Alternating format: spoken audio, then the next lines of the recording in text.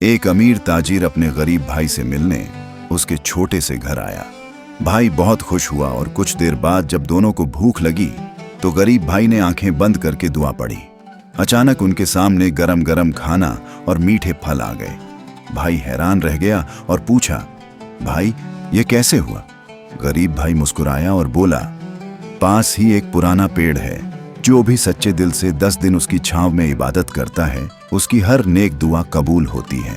ताजिर दिल में लालच आ गया। वह जल्दी उस पेड़ के पास गया और दिन रात इबादत करने लगा। 10 दिन पूरे हुए तो उसके सामने एक शेर आया। शेर ने गहरी आवाज में कहा, ऐ इंसान, बता तुझे क्या चाहिए? ताजिर बोला, मैं चाहता हूं कि मेरे पास और ज्यादा दौलत आ जाए, लेकिन मेरे भाई से सब कुछ छिन जाए ताकि वो हमेशा गरीब ही रहे। शेर यह सुनकर गुस्से में दहाड़ा और बोला, तूने अपने लिए कुछ मांगा तो है, लेकिन दूसरे का हक छीनने की शर्त के साथ।